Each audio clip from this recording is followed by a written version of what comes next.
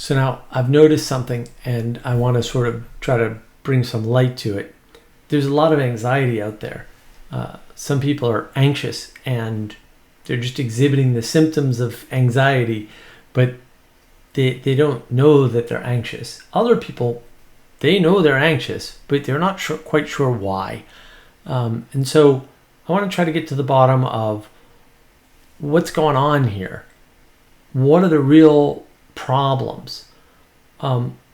What contributes to the anxiety that people are feeling?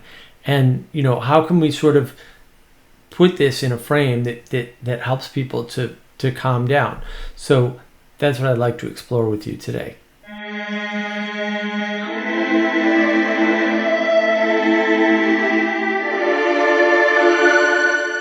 Now, as I mentioned, there's a lot of anxiety, and some of it people don't know about. They're just acting anxious.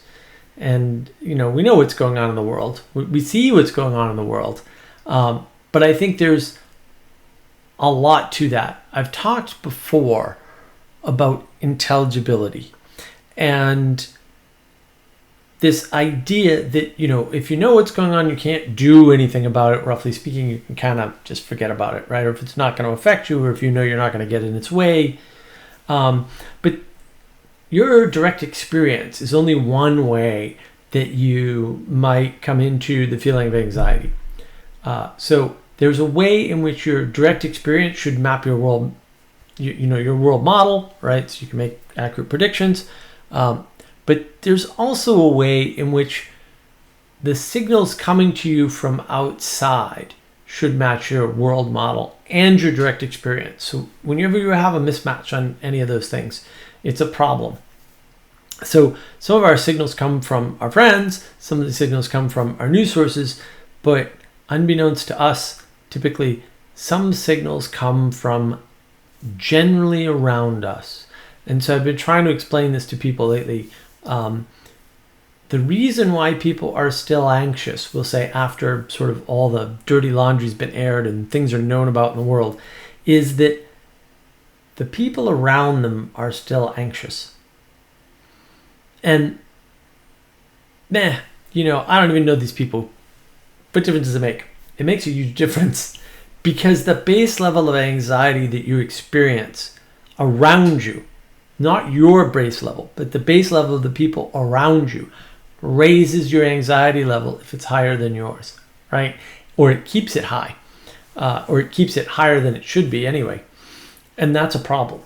That causes anxiety. Now, like I said, sometimes you're acting anxious and you don't notice. Other people notice.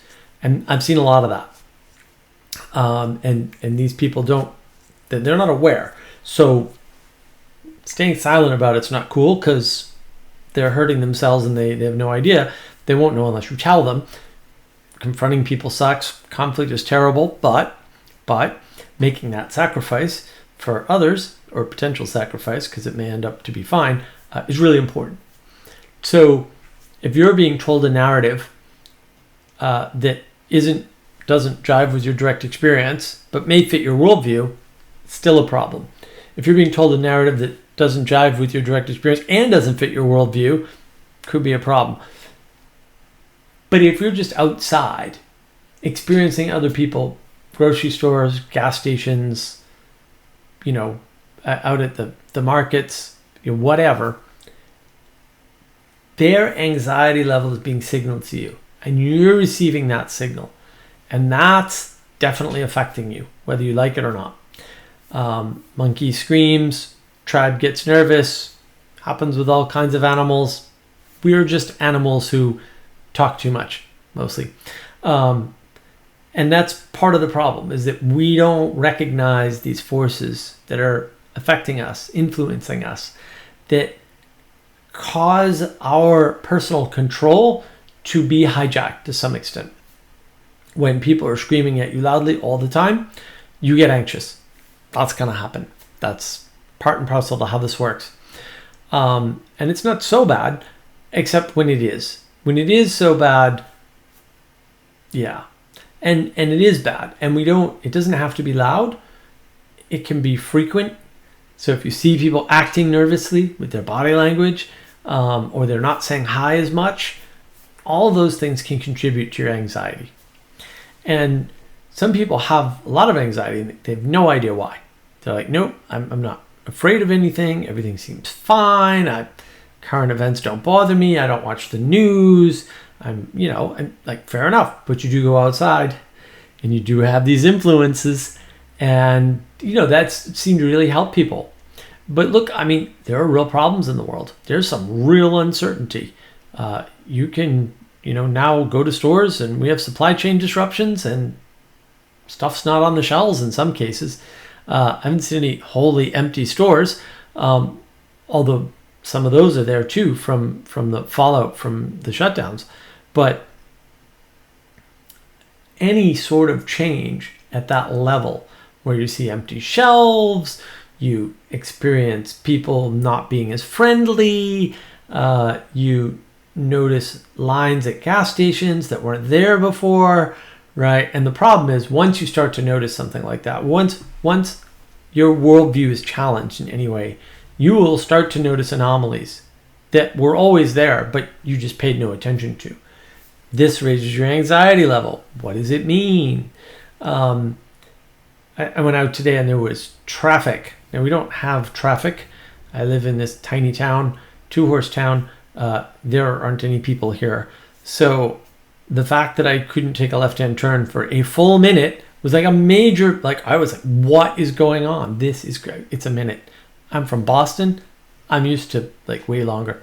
But yeah, it really freaked me out. I was like, why do I have to wait? Why are there cars coming in both directions at the same time?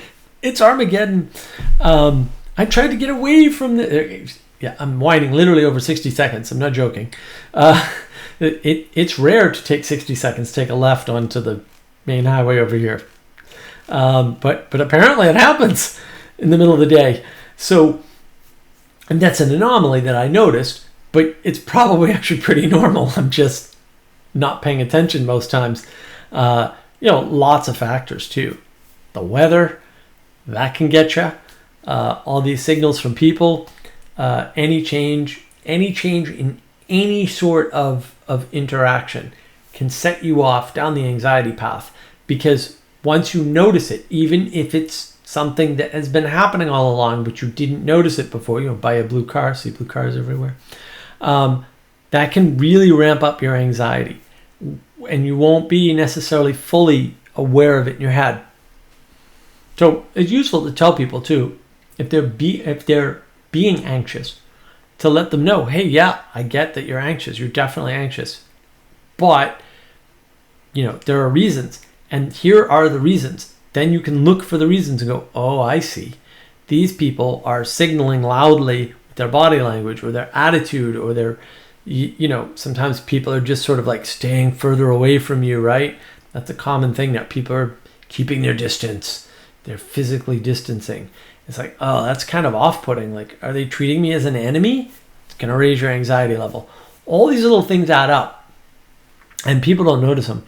So it's kind of worth to do that, to recognize that these things have a hold over you. And just pointing it out may not be enough, but it might be, and it might help people. And, one thing to sort of ask yourself when you're anxious is, am I making narratives to explain simple things? So I mentioned earlier, there's traffic. I'm like, oh my goodness, there's all this traffic. What is going on? But that happens. That happens, right? And so I don't need to ask what is going on. I can say, oh, there's a little bit of traffic and not worry about it, right? So another way in which you see people manifesting anxiety is you ask them a yes or no question and they come up with a story. It's like, dude, no, I'm just literally are you okay? You can just say yes or no. You don't have to get well, the other day it's like, whoa, why are you narrativizing simple things? This is a sign of deep anxiety that you're not processing correctly. And you should notice if you're doing it too. But if other people are doing it, if they're taking simple things and narrativizing them, chances are they've got high anxiety and they're just trying to over-explain the world with no need. And that's one of the symptoms of anxiety, especially anxiety we don't recognize. But look, there's reasons to be anxious. We just have to manage it correctly so we're not sort of trapped and we're not getting constantly hijacked, because it's important that you take care of sort of the most valuable parts of you, right? And high anxiety will burn you out because it's basically, taking away from your agency by hijacking the most important parts of you in some sense while you're doing something else, which is always dangerous. And those parts of you are the parts that I'm most grateful for you granting to me by watching my videos. And that's what you need to take the best care of, which is your time and attention.